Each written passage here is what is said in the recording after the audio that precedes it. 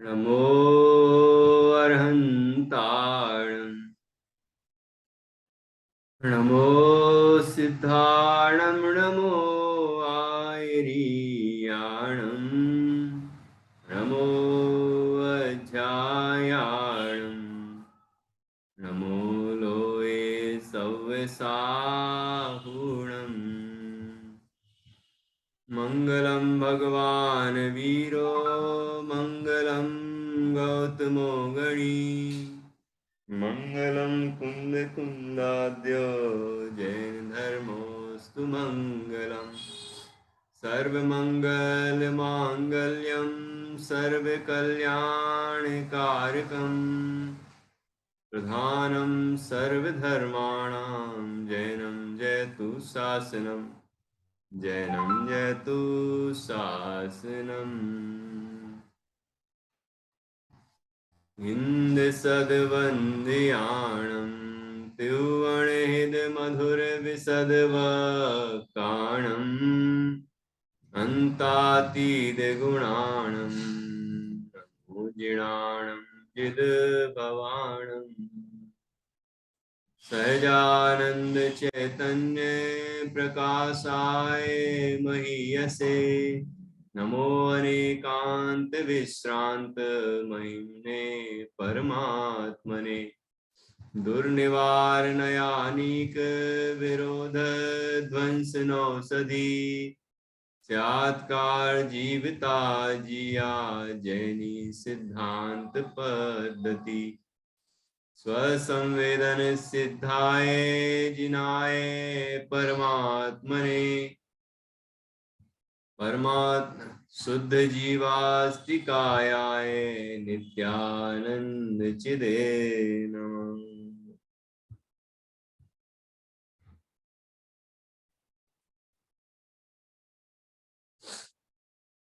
आचार्य श्री कुंद कुंद देव द्वारा रचित यह पंचास्तिकाय परमागम है। इसकी पहले अधिकार में 96 गाथा तक हमारी चर्चा हो चुकी है। आज हम इसके आगे बढ़ेंगे। अभी हमने जो कल तक चर्चा की, इसमें आकाश द्रव्य का स्वरूप, आकाश द्रव्य का लक्षण और कौन सा लक्षण आकाश का नहीं है, ये चर्चा हमने यहाँ पर पढ़ी।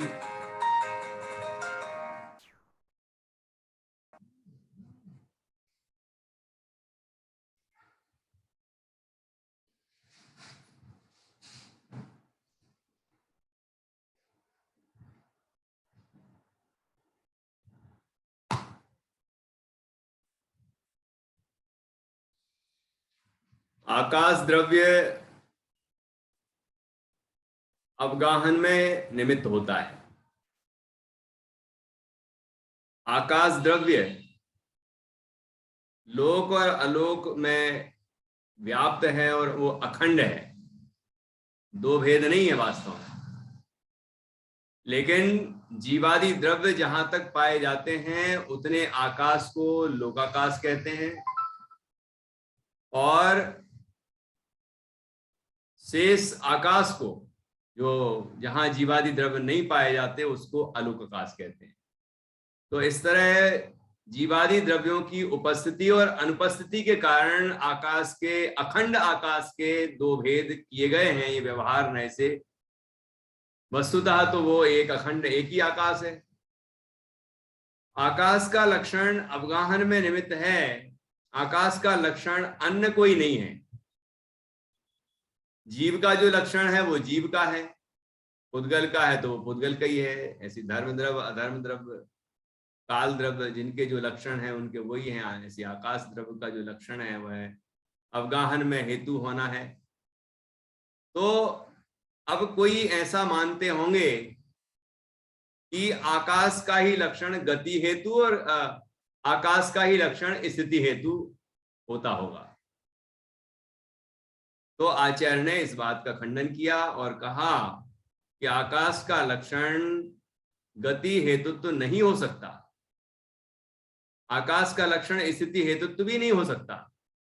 अर्थात आकाश द्रव्य गति में भी निमित्त बने और आकाश द्रव्य स्थिति में भी निमित्त बने, ऐसा संभव नहीं है। क्यों संभव नहीं है? क्योंकि यदि आकाश में यह गुण हो, गति में हेतुपना, स्थिति में हेतुपना, तो आकाश तो लोक में और अलोक में एक अखंड व्याप्त है, अनंत आकाश है। तो जीव और पुद्गल द्रव्य जो अपनी क्रियावती शक्ति से गमन करते हैं, स्थिति रूप परिणमन करते हैं, वो उनकी शक्ति तो खुद की है।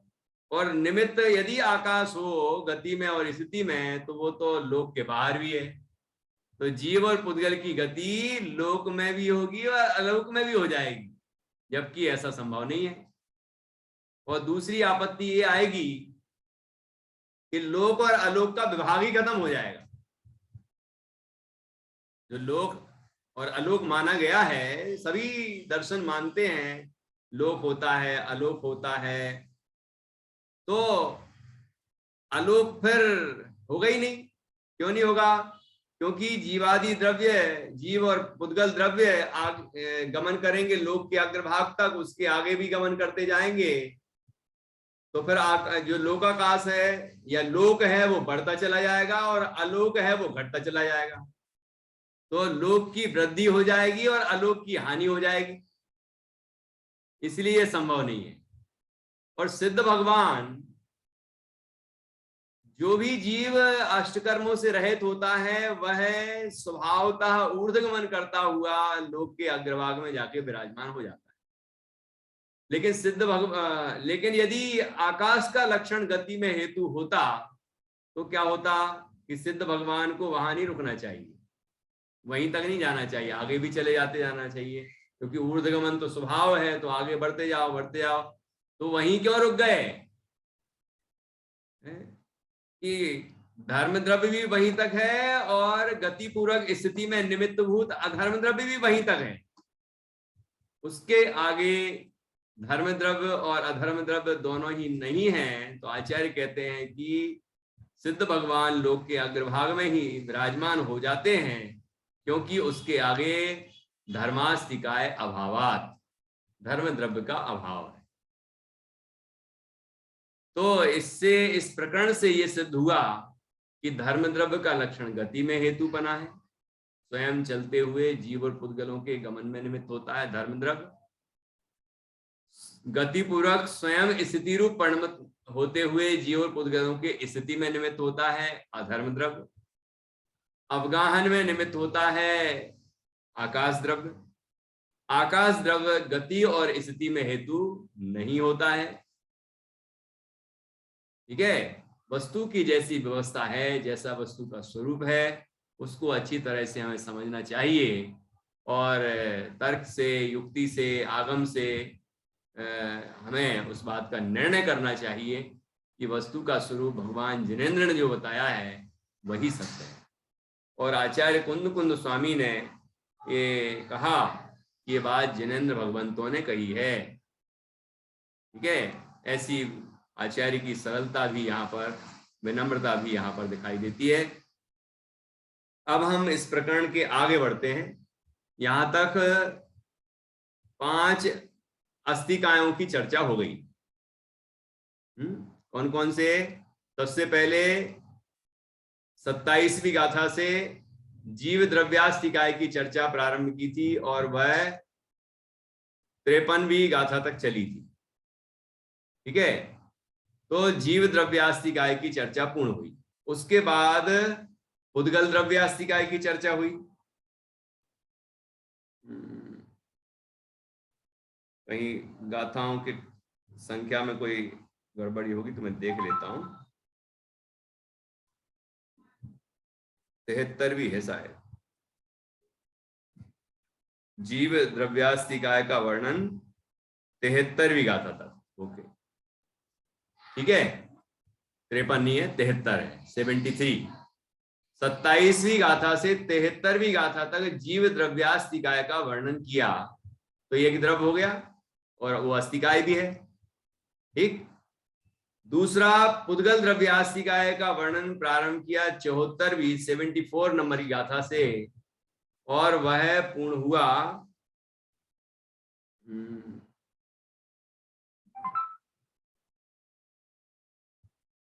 89 होगा, नहीं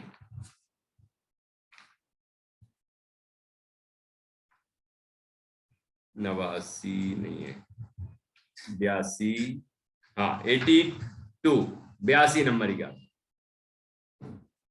89 तो जयसेन आचार्य की गाथाओं में 89 नंबर।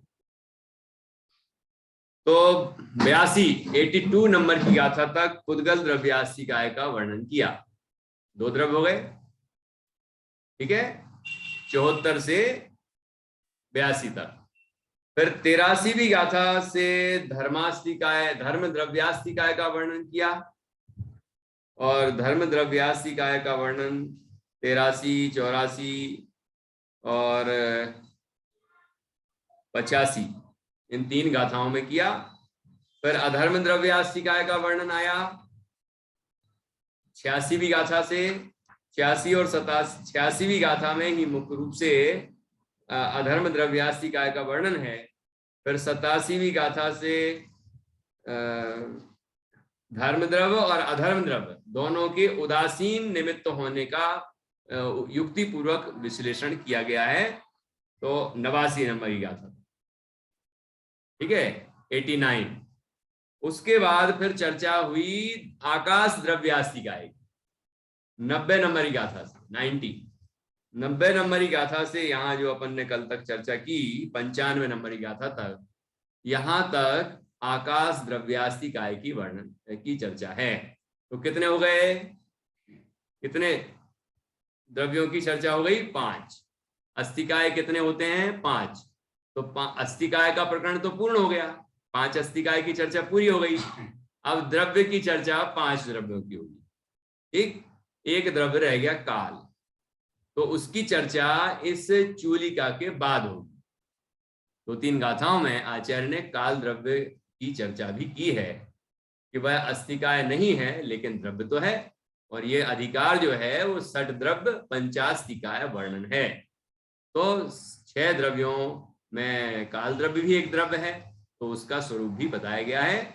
पहले भी बताया गया था, अस्तिकायों में भी बताया गया था, और वहां प्रश्न किया गया था कि अस्तिकाय के प्रकरण में काल द्रव्य की चर्चा क्यों की। तो वहां पर उसके हेतु भी बहुत सुंदर ढंग से बताए गए थे कि उसका वर्णन भी अनुपयुक्त नहीं है, उसकी चर्चा भी बहुत जरूरी है। काल द्रव्य की वो चर्चा के हेतु भी वहां बताए गए थे। अब अपन आगे बढ़ते हैं। यहाँ चूलिका है, और चूलिका में जो विषय आ चुका है वह भी थोड़ा बहुत होता है, कुछ नहीं आया है तो वो भी विषय आता है ना। द्रव्य संग्रह में भी चूलिका थी, तो ऐसी यहाँ पर भी है, और कुछ विशिष्ट वर्णन किया जाता है। तो 5 द्रव्य अस्तिकायों की चर्चा हुई, उनमें से निष्कर्ष निकला कि उनके भेद कितने तरीके से किए जा सकते हैं। तो चेतन और अचेतन का भेद कर सकते हैं, मूर्त और अमूर्त का भेद कर सकते हैं, ठीक है।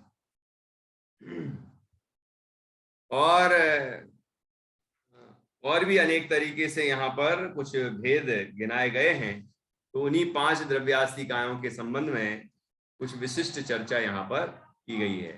कौन से द्रव्य निष्क्रिय हैं, कौन से द्रव्य सक्रिय हैं, ठीक है, ये भी भेद किया गया है। मूर्त और अमूर्त का क्या लक्षण है ये भी बताया गया है, ये चूलिका में। उसके बाद फिर 100 नंबर की गाथा से काल द्रव्यास्तिकाय की चर्चा आएगी, ठीक है। और ये अधिकार 104 नंबर की गाथा तक चलेगा। उसके बाद दूसरा अधिकार आएगा 9 सप्त तत्व 9 पदार्थ अधिकार। उसके बाद फिर मोक्ष मार्ग का स्वरूप, ठीक है। ऐसी चर्चा ये क्रमशः बढ़ती जाएगी। अभी 96 नंबर की गाथा है, पढ़ते हैं। किसी को अभी तक की कोई चर्चा में कोई प्रश्न हो तो पूछ सकते हैं। और हम आगे बढ़ते हैं अब। देखिए 96 नंबर की गाथा, और यहाँ ये नीचे हिंदी दिख रहा है, ये 95वीं गाथा का है। अभी नीचे अपन करेंगे, अभी पहले यहाँ गाथा का पाठ करेंगे। तो इस गाथा के अंदर धर्म अधर्म और लोकाकाश के अवगाह अपेक्षा एकत्व होने पर भी वस्तु स्वरूप से अन्यत्व है, ये बात बताई गई है। मतलब धर्म द्रव्य कहाँ रहता है, धर्म द्रव्य कहाँ है, रश्मि कहाँ कहाँ है धर्म द्रव्य? जहाँ जहाँ जीव पुद्गल है। अच्छा, ये बड़ा अच्छा जवाब दिया है आपने। तो बताओ तो कहाँ कहाँ है?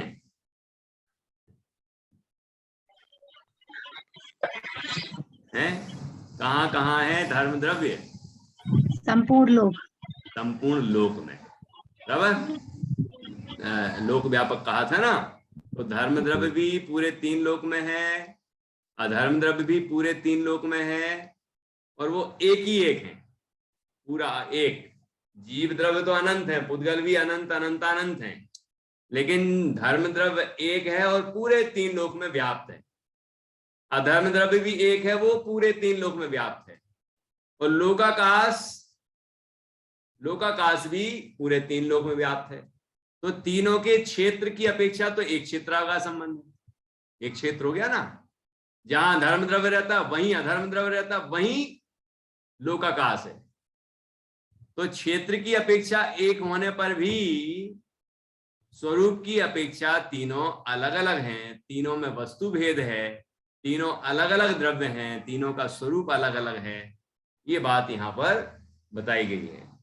और बहुत ही सुंदर इसमें उदाहरण भी दिए गए हैं, तो हम क्रमशः इसकी चर्चा करेंगे। देखिए धम्मा धम्मा गासा, पढ़िए, धम्मा धम्मा गासा अपुदब अपुधब बुधा अपुधब अपुध बा तक पढ़ेंगे, अपुधब बुधा अपुधब बुधा समान परिमाणा अपुधब बुधा समान परिणामा उधगु उधगु बल उधगु बलधि विशेषा उधगु बलधि विशेषा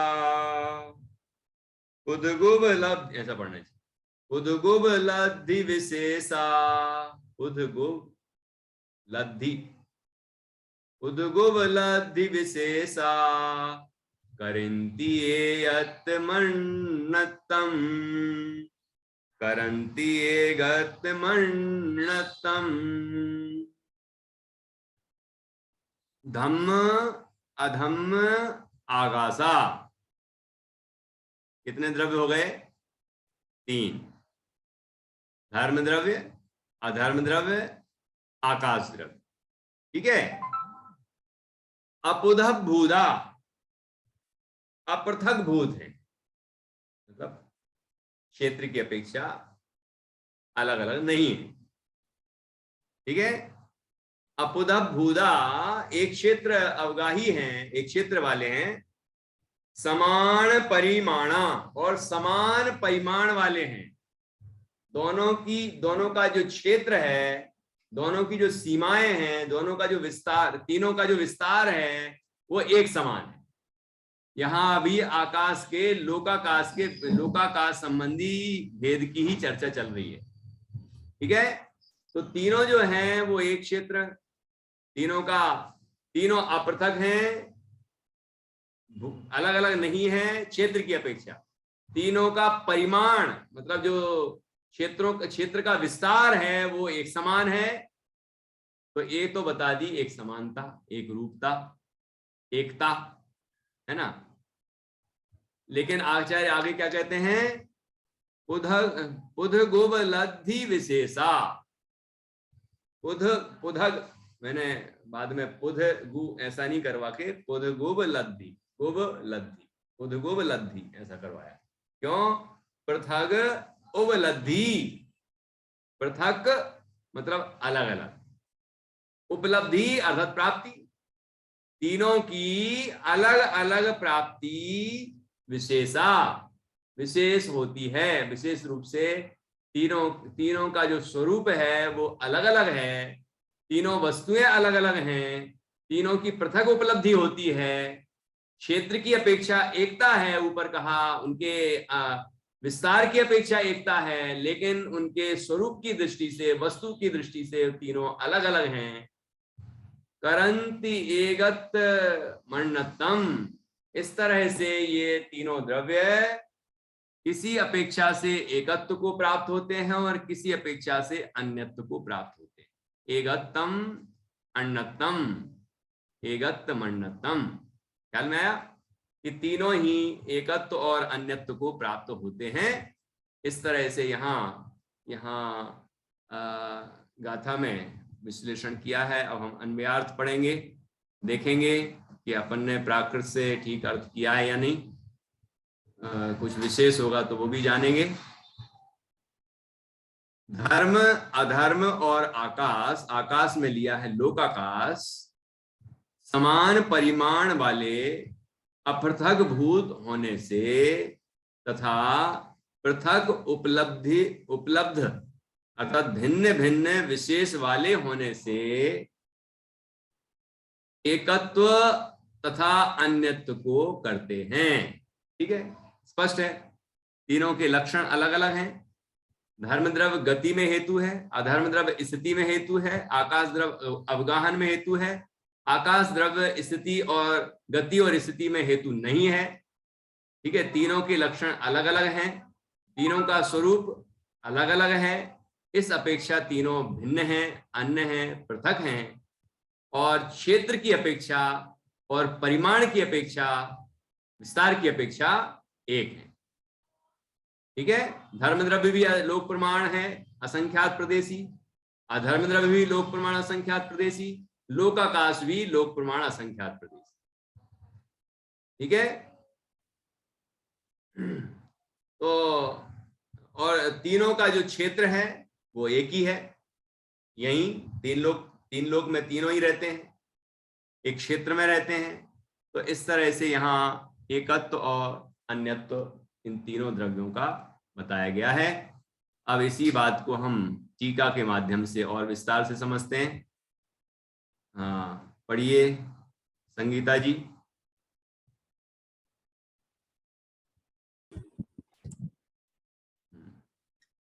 यहाँ धर्म, अधर्म और लोकाकाश का अवगाह की अपेक्षा से एकत्व होने पर भी वस्तु रूप से अन्यत्व कहा गया है। धर्म, अधर्म और लोकाकाश समान परिणाम वाले होने के कारण परिमाण होने के कारण साथ रहने मात्र से ही, मात्र एक क्षेत्र अवगाह की अपेक्षा से ही एकत्व वाले हैं। वस्तुतः तो व्यवहार से गति हेतुत्व, स्थिति हेतुत्व और अवगाहन हेतुत्व रूप पृथक उपलब्ध विशेष द्वारा तथा निश्चय से विभक्त प्रदेशत्व रूप पृथक उपलब्ध विशेष द्वारा वे अन्यत्व वाले ही हैं। भावार्थ तो पढ़िए। धर्म, अधर्म और लोकाकाश का एकत्व तो मात्र एक क्षेत्रावगाह की अपेक्षा से ही कहा जा सकता है। वस्तु रूप से तो उन्हें अन्यत्व ही है, क्योंकि उनके लक्षण गति हेतुत्व, स्थिति हेतुत्व और अवगाहन हेतुत्व रूप भिन्न भिन्न है तथा उनके प्रदेश भी भिन्न भिन्न है। ठीक है, देखिए क्या कहा यहाँ। धर्म अधर्म, ये धर्म अधर्म की जो चर्चा है, ये कौन से धर्म अधर्म की बात चल रही है रश्मि? कौन से धर्म अधर्म की बात चल रही है? आस्तिक। मतलब जो अपन कहते हैं धर्म करना चाहिए, अधर्म नहीं करना चाहिए, द्रव्य अच्छा वो तो चर्चा नहीं है ना। नहीं, धर्म द्रव्य धर्म द्रव्य। ओके ओके, बहुत बढ़िया। तो जहां प्रकरण जैसा चल रहा हो उस हिसाब से अर्थ निकालना चाहिए।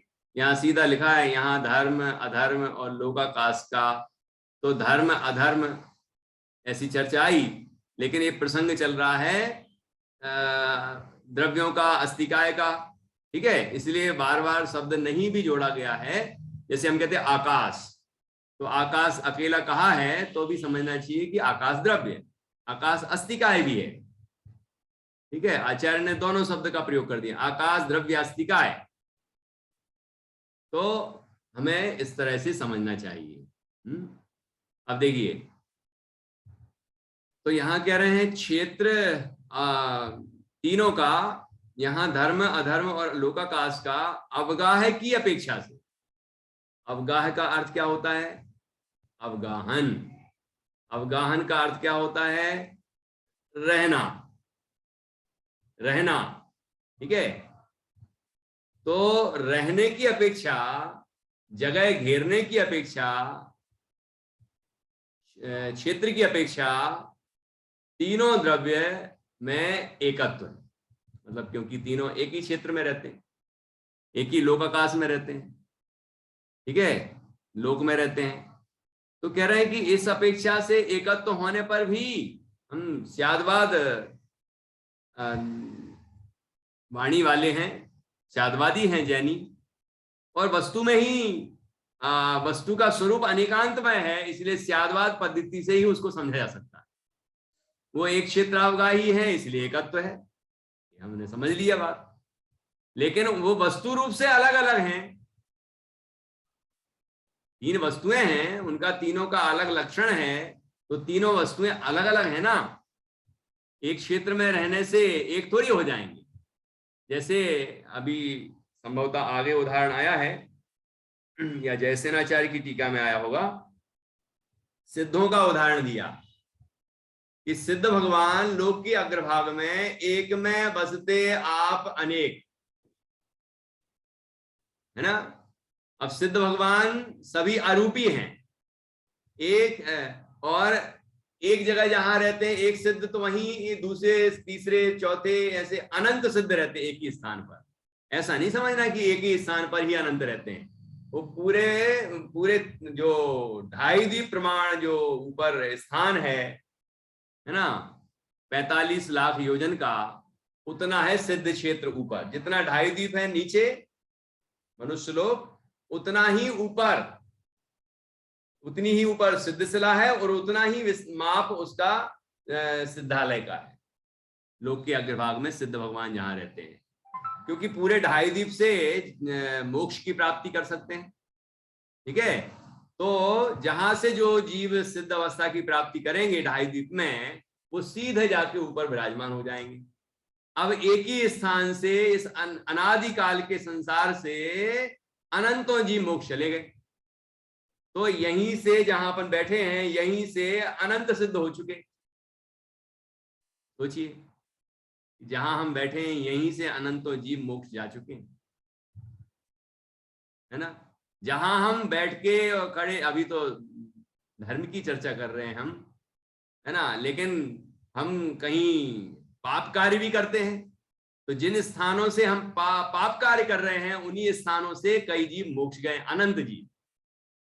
ऐसा विचार करने लगे जीव तो संसार से विरक्त हो जाए और अपने स्वरूप में लीन हो जाए। अरे यहीं तो वो जीव, यहीं से वो जीव मोक्ष गए हैं, अरे मैं क्या कर रहा हूं, ये पाप कर रहा हूं, मुझे भी अपने आत्मा को जान के मोक्ष जाने का उद्यम करना चाहिए।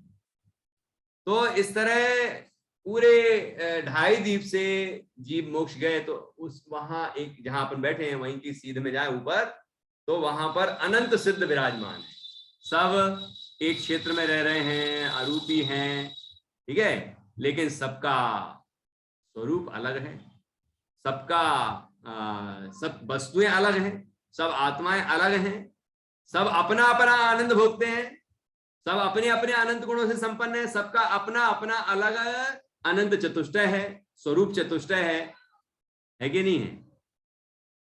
एक में बसते आप अनेक, है ना, एक में बसने पर भी आप अनेक हैं, और एक में आप अनेक, अनेक सिद्ध एक में ही बसते हैं, एक माही अनेक राजे, है ना। तो ऐसे यहाँ पर एक ही क्षेत्र में ये तीनों द्रव्य रहते हैं, फिर भी तीनों वस्तुएं अलग अलग हैं, तो यहाँ कहा वस्तु रूप से अन्यत्व कहा गया है। हम ये है हमारी स्यादवाद पद्धति, ये दोनों चीजें हो रही हैं तो दो दृष्टियों से हम उसका निरूपण करते, ऐसा नहीं करते कि कुछ भी कहने लग जाएं, है ना, ऐसा नहीं। जिस दृष्टि से जो है उस दृष्टि से ही वो बताया जाएगा, जिस दृष्टि से वो चीज है ही नहीं वो बताए कैसे जाएगी। ठीक है, चलिए आगे क्या कहा, धर्म अधर्म और लोकाकाश समान परिमाण वाले होने के कारण, एक सी प्रदेश संख्या होने के कारण, एक सा विस्तार होने के कारण, सास रहने मात्र से ही, अर्थात मात्र एक क्षेत्रावगाही की अपेक्षा से ही एकत्व वाले हैं। किस कारण से एकत्व कहा, क्षेत्र की अपेक्षा। जैसे शरीर और आत्मा का एकत्व किस कारण से कहा, क्षेत्र की अपेक्षा, है ना। लेकिन वस्तु की अपेक्षा दोनों पृथक द्रव्य हैं, जीव जुदा है ना, ये शरीर भी जुदा है, ये जीव भी जुदा है, ऐसा। वस्तुतः तो, वास्तव में तो व्यवहार से गति हेतुत्व, स्थिति हेतुत्व और अवगाहन हेतुत्व रूप पृथक उपलब्ध विशेष द्वारा तथा निश्चय से विभक्त प्रदेशत्व रूप पृथक उपलब्ध विशेष द्वारा वे अन्यत्व वाले ही हैं। भावार्थ देखिए, फिर अपन वापस आएंगे यहाँ। धर्म अधर्म और लोकाकाश का एकत्व तो मात्र एक क्षेत्रावगाह की अपेक्षा से ही कहा जा सकता है, वस्तु रूप से तो उन्हें अन्यत्व ही है, क्योंकि उनके लक्षण गति हेतुत्व, स्थिति हेतुत्व और अवगाहन हेतुत्व रूप भिन्न भिन्न हैं तथा उनके प्रदेश भी भिन्न भिन्न हैं।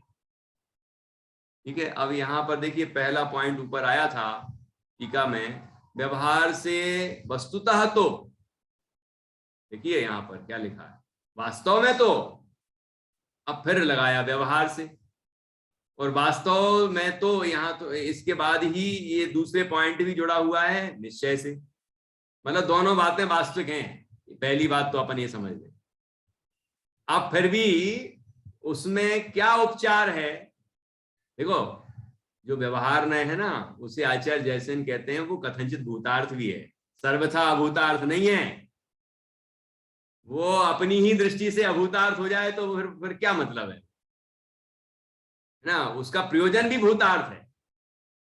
मतलब जिस दृष्टि से व्यवहार ने कथन करता है उस दृष्टि से वो सही कहता है, निश्चय नय की दृष्टि से वो सही नहीं कहता, इसलिए निश्चय नय उसका निषेध कर देता है। लेकिन वो अपनी ही दृष्टि से यदि अभूतार्थ हो तो क्या हुआ, कोई व्यक्ति जानबूझ के असत्य बोलेगा क्या, और असत्य नहीं है वो अपनी दृष्टि से सत्य है, लेकिन वह परमार्थ नहीं है, वह वास्तविक नहीं है, यथार्थ नहीं है ना, उपचरित है।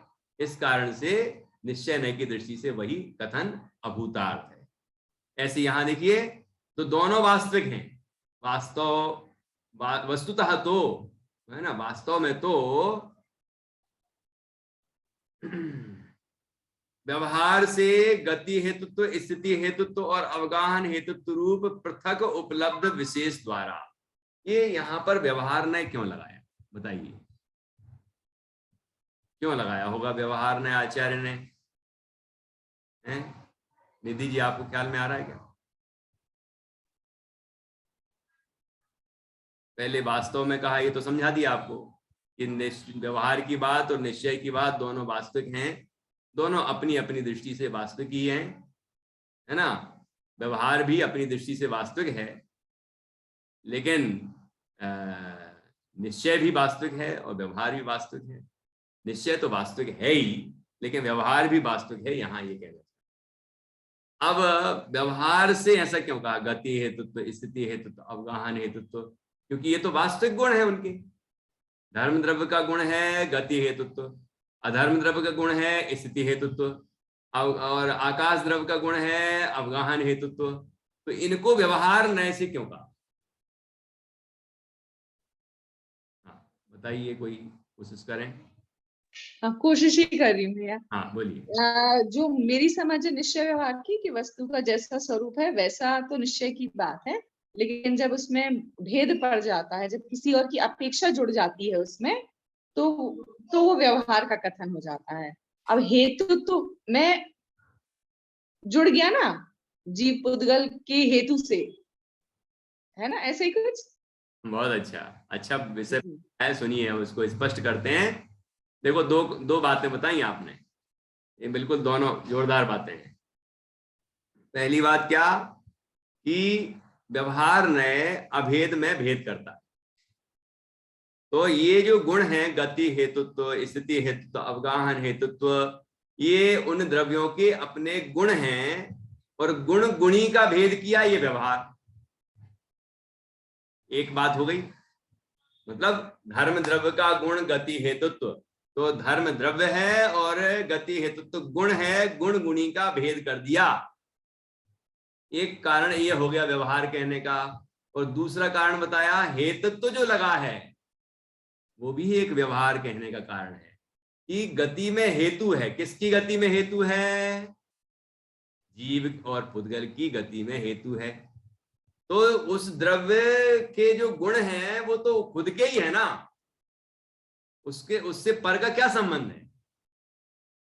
उसके खुद के गुण हैं वो, लेकिन पर से संबंध बताया, यह व्यवहार नय का कथन।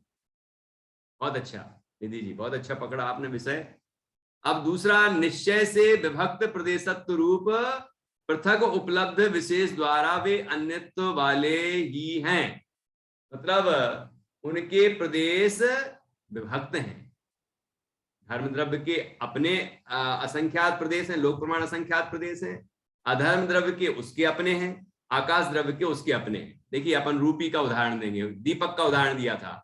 जैसे दीपक है, एक कमरे में रखा हुआ है, तो अभी यदि ये खत्म होने वाला है अपना समय, तो आप फिर से जुड़ना, इस विषय को अपन पूरा करेंगे।